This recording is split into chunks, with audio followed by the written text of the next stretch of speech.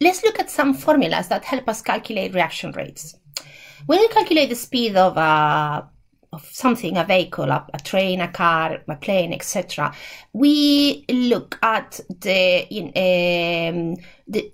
change in the distance that vehicle has traveled in a particular period of time, and then we measure it in kilometers per hour, or miles per hour, or meters per second. When we measure the speed of a chemical reaction, when we measure a reaction rate, what we look at is the change in the concentration of the reactant or of the products over a particular time. So we end up with units in reaction rate, which are some unit of concentration per unit of time. Molarity per second, grams per liter per minute. The molarity per second is the most common one, I would say. So it's some sort of unit is how much has the concentration either of a reactant or a product has changed in a particular period of time. So if we have a very simple reaction, which is a reagent A that reacts to produce a product B, at the beginning, at time 0, we don't have any product, we only have the reactant, and we have chosen to have 1 mole of the reactant.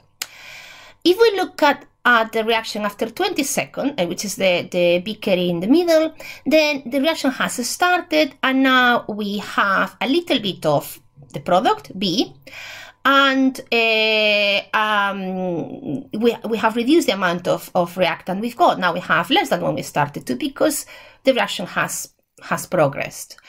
And then if we look at 20 seconds later, so 40 seconds after we started the reaction, again we take another snapshot, we will have even less of reactant and more of the product. And I've used here moles as units of quantities rather than concentration.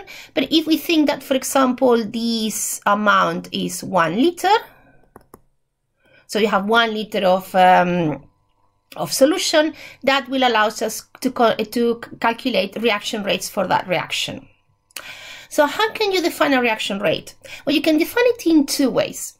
You can measure how much has the concentration of the product changed, how much product has appeared in a particular period of time, or you can measure it as how much of the reagent or reagents have disappeared in a particular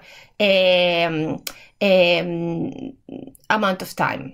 So you can define a rate of reaction, and we call it average rate of reaction because you don't really know what's happened. If you think of the previous slide, I gave you the concentration of 0 seconds and the concentration of 20 seconds and the concentration of 40 seconds.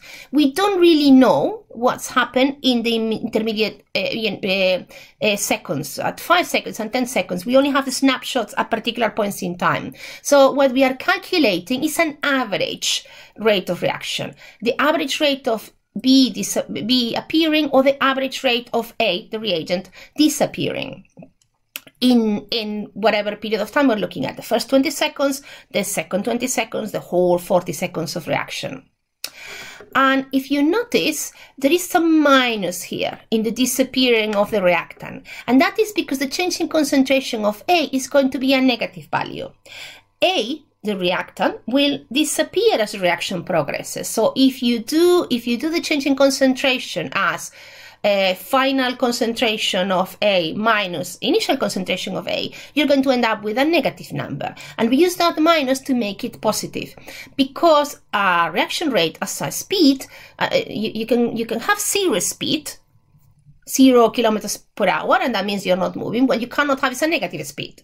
So this is the same. The reaction might not happen, and then you have a 0 reaction rate. But if it is happening, it needs to be a positive number. So that's why we use that minus. If you define the rate of appearance, the average reaction rate with respect to the product, then you don't need a minus, because B is increasing. The product is increasing as the reaction progresses, and you're going to have more product at the end that you started with. So that will already be a naturally a positive number. And you will end up with units like molarity per second. So molarity being moles per liter. So moles per liter per second. That's a typical unit of concentration per second of reaction. So if we look at the reaction I gave you before in the reagent A to make the product B, can I ask you to stop the video and calculate the reaction rate, the average reaction rate of this reaction, A to make B, over the first 20 seconds of the reaction, using one of the formulas I gave you in the previous slide. Stop the video now, please.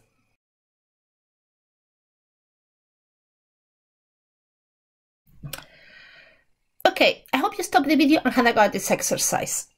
So I can choose to define the reaction rate, or I can choose two equations for my reaction rate. One is the disappearance of A, and the other one would be the appearance of B.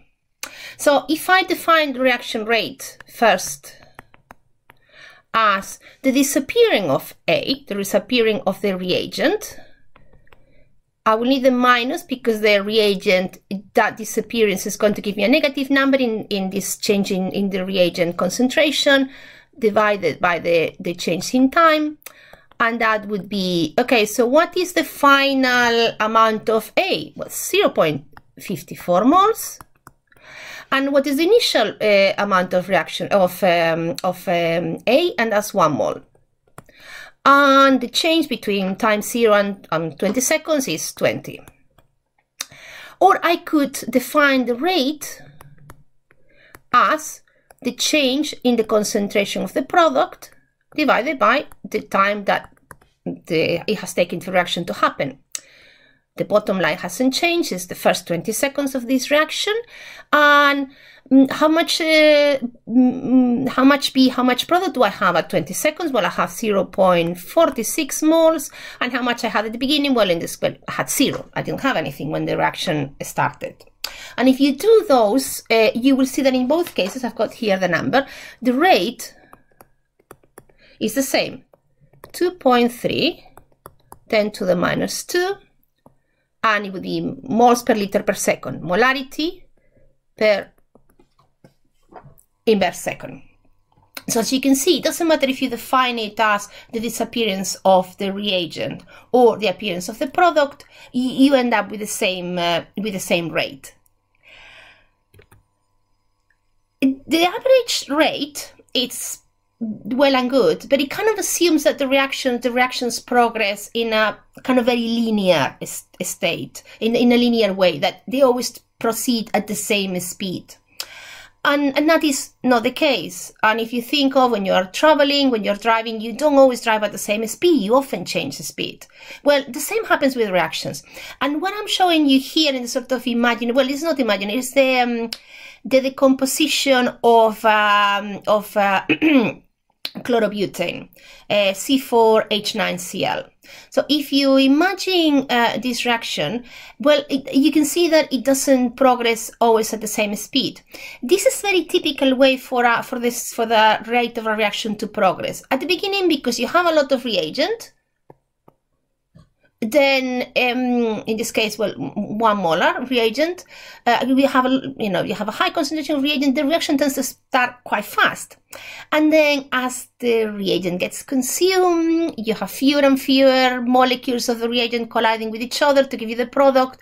The reactions tend to slow down. So the sort of exponential slope can be quite typical of reactions. Not always happens, but it's a kind of a typical way that might look like. So an average reaction rate, it doesn't really tell you much if you're interested in what happens at 600 degrees, what happens at 200 degrees. Because what happens at the beginning, I have here two points, let's say this point in time and this point in time, the speed is very different, the reaction rate is very different in those points. So when we talk about rates, reaction rates, we don't talk about average reaction rates, we talk about instantaneous reaction rates.